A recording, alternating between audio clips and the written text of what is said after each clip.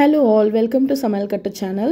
இன்றைக்கி நம்ம எல்லாருக்கும் தேவைப்படுற அவசியமான ஒரு குழம்பு மிளகா தூள் எப்படி அரைக்கிறதுன்னு தான் நம்ம பார்க்க போகிறோம். இது ஆஃபீஸ் கோயர்ஸ்க்கு ரொம்ப ஹெல்ப்ஃபுல்லாக இருக்கும். கண்டிப்பாக இந்த வீடியோவை ஸ்கிப் பண்ணாமல் பாருங்கள். இதில் என்னென்ன குவான்டிட்டிஸ் எவ்வளோ அளவு எல்லாமே பர்ஃபெக்டாக சொல்லியிருக்கேன். வீட்டில் ட்ரை பண்ணி பாருங்கள். இந்த குழம்பு மிளகாத்தூள் அரைக்கிறதுக்கு என்னென்ன பொருள் வேணும்னு இப்போ நான் லைனாக ஒன்று ஒன்றா சொல்கிறேன். ஃபஸ்ட்டு நான் மல்லி காய வச்சுக்கிறேன். நான் மல்லி பார்த்திங்கன்னா நான் புடைக்க க்ளீன் பண்ணலாம் இல்லை, மாடிக்கு எடுத்துகிட்டு வந்து அப்படியே ஒரு காட்டன் கிளாத் போட்டு நான் வேஷ்டி தான் யூஸ் பண்ணியிருக்கேன் இன்றைக்கி.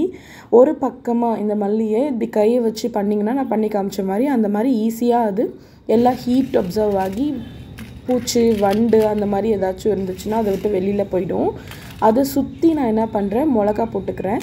இது எதுக்கு இப்படி பண்ணுறேன் அப்படின்னா, எங்கள் மம்மி இப்படி தான் போடுவாங்க.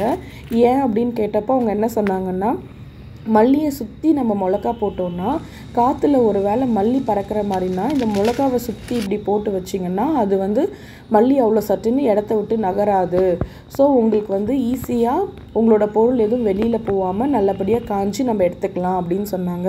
ரொம்ப சூப்பரான ஒரு டெக்னிக்கில் இதெல்லாம் எத்தனை பேருக்கு தெரியும்னு எனக்கு தெரியல. எனக்கு இது ரொம்ப நியூவாக ரொம்ப நல்லா இருந்தது எங்கள் மம்மிகிட்ட கேட்கும் போது. அப்போலேருந்து நானும் இப்படி தான் ஃபாலோ பண்ணுறேன். ஸோ ஒரு சைடில் இந்த மாதிரி நீங்கள் போட்டுக்கிட்டிங்கன்னா அதர் சைட் ஆஃப் கிளாத் என்ன பண்ணுங்கள், எடுத்து அப்படியே இப்போ க்ளோஸ் பண்ணிவிடுங்க. நான் காமிக்கிறேன். இந்த மாதிரி க்ளோஸ் பண்ணி நாலா பக்கமும் வெயிட்ஸ் வச்சுட்டிங்க அப்படின்னா உங்களோட பொருள் எதுவுமே பறக்காது. புறா காக்கா அந்த மாதிரி எதுவும் எடுக்காது. ஈவினிங் 4 o'clock போல் எடுத்துருங்க. ஏன்னா ஒரு 4-4:30க்கெலாம் வெயில் கொஞ்சம் கம்மியாக ஆரம்பிச்சிடும். அந்த சூட்டுலேயே நம்ம எடுத்துட்டோம் அப்படின்னா நம்மளோட மிளகா செலவு அரைக்கிறதுக்கு எல்லாமே ரெடி ஆகிடுச்சுன்னு அர்த்தம். இப்போ பார்த்திங்கன்னா நான் எடுத்து காமிக்கிறேன் மிளகாலாம் எவ்வளோ நல்லா காஞ்சிருக்குன்னு. நான் கொத்தமல்லி தொட்டு பார்க்குறேன். கொத்தமல்லி நல்லா சூடேறி பர்ஃபெக்டாக இருக்குது. மிளகா பார்த்திங்கன்னா டப்புன்னு இந்த மாதிரி உடையுது. ஸோ பர்ஃபெக்டான வெயிலில் காஞ்சிருக்குன்னு எனக்கு தெரிஞ்சிருச்சு. இப்போ இந்த மாதிரி மிளகா காயிற அளவுக்கு ஒரு வேளை உங்களுக்கு வெயில் அடிக்கலை அப்படின்னா 2 நாளாக காய வச்சுடுங்க. எனக்கு ஒரே நாளில் இது காஞ்சிடுச்சு. கோம்புலாம் எதுவும் க்ளீன் பண்ணாமல் அப்படியே போட்டால் மிளகாத்தூள் இன்னும் ரொம்ப நல்லாயிருக்கும். இது எல்லாத்தையுமே நான் ஒரு வாளியில் ட்ரான்ஸ்ஃபர் பண்ணிக்கிறேன். கொத்தமல்லி மட்டும் எப்பயுமே நல்லா புடச்சி க்ளீன் பண்ணிவிட்டு அதுக்கப்புறம் சேர்த்துக்கோங்க. ஏன்னா அதில் எதுனாச்சும் அழுக்கு தூசி வேறு ஏதாச்சும் மிக்ஸ் ஆகிருந்ததுன்னா அது நம்ம இந்த மாதிரி முரத்தில் கொட்டி க்ளீன் பண்ணும்போது அது எல்லாமே இதை விட்டு போயிடும்.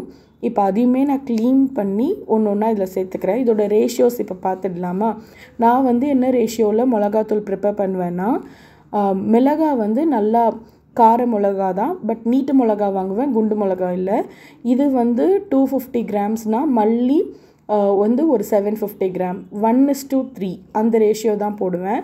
அது கூட பார்த்திங்கன்னா சீரகம் 50 கிராம், அது கூட மிளகு 50 கிராம். இது எல்லாமே 50 கிராம் தான் நான் சேர்த்துப்பேன். இந்த ரேஷியோவில் யூஸ்வலாக நாங்கள் அரைப்போம். ஸோ இது ரொம்ப பர்ஃபெக்டாக வரும் எங்களுக்கு. இது கூட பார்த்திங்கன்னா பருப்பு 50 கிராம், அதையுமே எல்லாமே நான் ரெடி பண்ணி வச்சுட்டேன். இதோ பார்த்திங்கன்னா 50 கிராம் நான் இதில் ஆட் பண்ணுறேன். இது கூட பார்த்திங்கன்னா சுக்கு 50 கிராம், இதுவுமே எடுத்து வச்சுருக்கேன். காய வச்சும் போடலாம், அப்படியேவும் போடலாம், ரெண்டுமே நல்லா தான் இருக்கும். இது கூட கொம்பு மஞ்சள் 50 கிராம், அரிசி சும்மா ஒரு சிட்டிகை அளவுக்கு ஆட் பண்ணிக்கோங்க. இது கூட வெந்தயம், இது எல்லாத்தையும் சேர்த்து இந்த வாளியில் போட்டு மில்லுக்கு கொடுத்து அமிச்சிங்கன்னா சூப்பராக அரைச்சி எடுத்துகிட்டு வந்துடுவாங்க. இப்போ நானே தான் போகிறேன் இன்றைக்கி அரைக்கிறதுக்கு.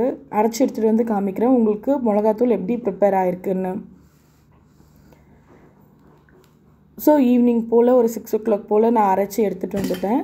ரொம்ப சுட சுட இருந்துச்சு. எப்பயுமே ஒரு பேப்பரில் கொட்டி ஆற வச்சிட்டிங்கன்னா அந்த கலரு அப்புறம் கெட்டியாக ஆகிறது இதெல்லாம் எதுவுமே இல்லாமல் இருக்கும். நான் கொஞ்சம் இப்படியே காய வச்சுக்கிட்டேன். 2 தட்டில் கொட்டி அப்படி காய வச்சுட்டேன். யூஸ்வலாக நியூஸ் பேப்பரில் போட்டிங்கன்னா ரொம்ப நல்லா காஞ்சிடும், அது ஆறிடும். ஆக்சுவலி அப்படி தான் சொல்லணும். அதை பார்த்திங்களா என்ன கலர் சூப்பராக இருக்குல்ல? அப்படியே குழம்பு யோசிச்சு பாருங்கள் எவ்வளோ சூப்பராக இருக்குன்னு. ரொம்ப வாசனை அப்படியே நெடி ரொம்ப அப்படியே மூக்கிலே ஏறுது எனக்கு. ஓகே, இது நம்ம இப்போ தேவையான அளவுக்கு நம்ம மந்த்லி எவ்வளோ யூஸ் பண்ணுவோமோ அந்த அளவுக்கு மாற்றி வச்சுக்கலாம். ஓகேங்களா?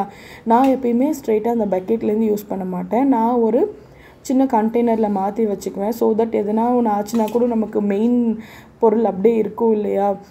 ஸோ தட் நான் எப்பயுமே அப்படி தான் மாற்றி வச்சுக்குவேன். எனக்கு இந்த இப்போ நான் அரைச்சிருக்க குவான்டிட்டி பார்த்திங்கன்னா கண்டிப்பாக 4 மந்த்ஸ்க்கு மேலே எனக்கு நல்லா வரும். நான் ஏன் எப்பயுமே ஜான்வரி மந்தில் அரைப்பேன்னா 4 மந்த்ஸ்னால் மே மந்த்க்குள்ளே தீர்ந்துடும். ஸோ தட் நீங்கள் மே மந்த் நல்லா வெயில் அடிக்கும் அப்போ அரைச்சிங்கன்னா இது வந்து இன்னொரு 4 மந்த்ஸ் அதுக்குள்ளே இந்த மழை காலத்தில் நம்ம க்ராஸ் பண்ணிடலாம். அந்த மாதிரி நீங்கள் எப்பயுமே பிளான் பண்ணி அரைச்சிக்கோங்க. ரொம்ப ஹெல்ப்ஃபுல்லாக இருக்கும். இந்த பொடி வீட்டில் எல்லா குழம்புக்கும் யூஸ் பண்ணலாம். ட்ரை பண்ணுங்கள். யாராச்சும் ரேஷியோ வேணும்னு கேட்டால் சொல்லுங்கள். மறக்காமல் சமையல் கட்டு சேனலை ஃபாலோ பண்ணுங்கள். தேங்க்யூ.